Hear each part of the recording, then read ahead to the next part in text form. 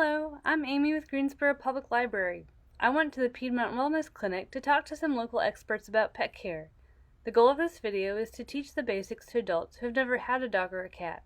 The following information is a great starting point, but is by no means everything that you need to know.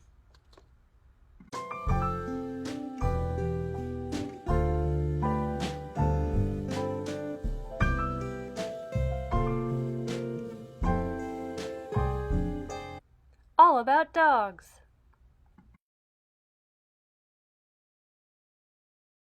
So before getting a dog, you need to see what breed of dog you may be interested in.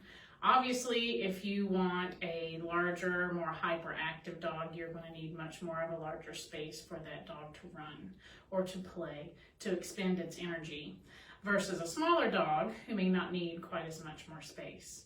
But even if you live in an apartment setting, you can still get a larger breed dog, but you just need to make sure that you allow those outlets for those animals to exercise, whether it's to take them to dog parks, to let them run, so appropriate spaces like that so they can have enough room to get their exercise.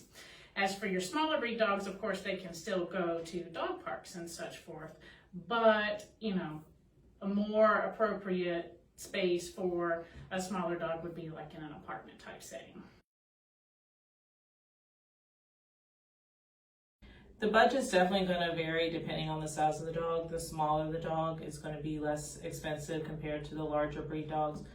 But on average, I would expect to spend about $200 to $500 a year when you're looking at specific things as far as heartworm prevention, flea and tick prevention. The larger the dog, the more costly it is.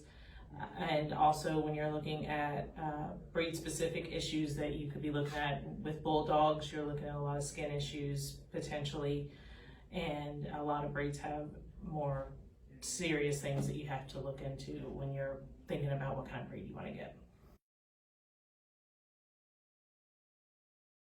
So for your average dog, you're going to make sure that you want to go yearly or bi-yearly to your veterinary office to have them assessed. And of course, they're going to need certain vaccinations. There's certain core vaccinations that every single animal is going to have, regardless of their lifestyles. But based on their lifestyles, your veterinarian may deem necessary other options of vaccines like your Lyme disease or your Bordetella, for example, depending on where your pets go. As far as an average dog, you definitely want them coming into the vet at a minimum of once a year. They should be getting their distemper vaccines yearly to every 3 years. Rabies, the first one's always going to be for a year, and then every 3 years after that. Heartworm test, and then heartworm prevention, flea and tick prevention. And then there are other maintenance vaccines that you could be looking at depending on the area that you live in and your lifestyle. Also, depending on what kind of breed you have, you may need baths more often. So depending on if you can do it yourself or outside the home, that's going to cost. Food can vary on price depending on the brand that you get. As far as nails, I would expect it does depend on their lifestyle for nails also. If you walk them a lot or if they're on a lot of concrete, they're probably going to fall them down. But I would plan on monthly to every 2 months getting their nails cut, and teeth cleaning, I would plan it for at least once a year. So typically, the smaller the breed, the longer they live. So let's say like a little Maltese, it's not uncommon for these guys to live into their mid-teens or their upper teens. When you're talking like a Great Dane or a Mastiff, usually we're talking, 5 years old, we're starting to become geriatric, and 8 or 9 years old, is typically what we're looking for with those.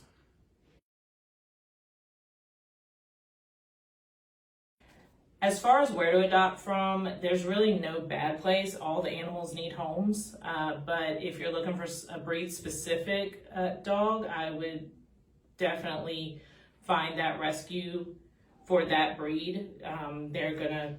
There's a rescue for every single breed out there.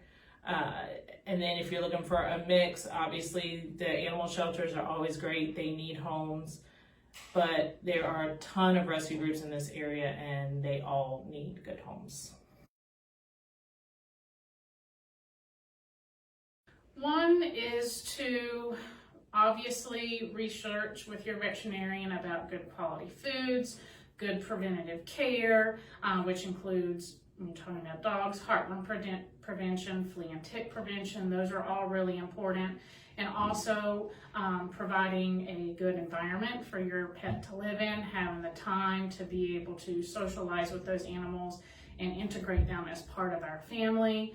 And obviously make sure that they're getting enough activity. For basic training, there are great training facilities in this area.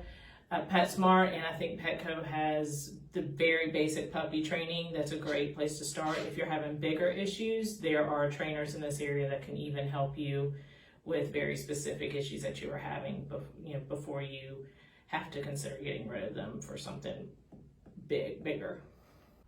All about cats.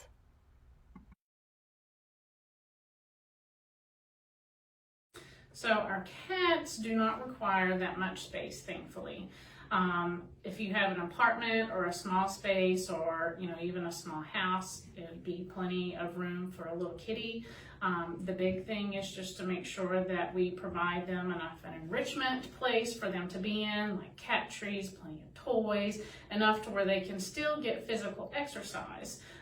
There's not a lot of people that actually walk their cats. We do recommend that our cats do stay strictly indoors due to the diseases and things that they are exposed to outdoors, and also accidents and things that they can get themselves into.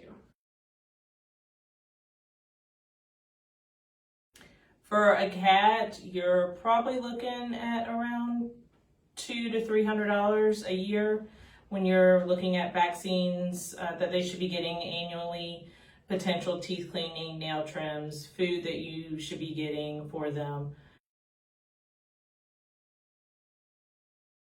So for maintenance for our cats are basically the same as in dogs. They still need to come in yearly or for their bi-yearly exams, depending on the age. There are core vaccines that are required for our cats. That's our feline distemper and feline rabies, which is required by law.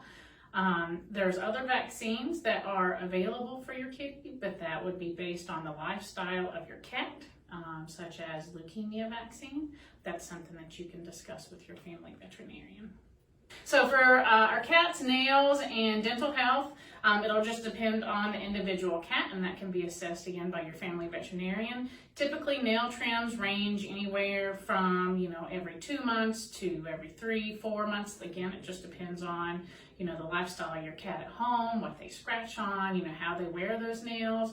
As far as dental health, unless you brush your cat's teeth every single day, they will probably require a dental cleaning every 6 months to a year, depending on your individual cat.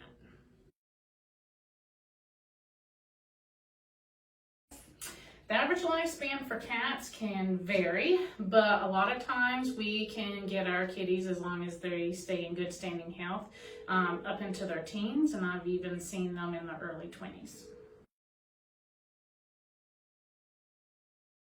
There are a ton of facilities. Obviously, the animal shelters are always looking for great cat owners.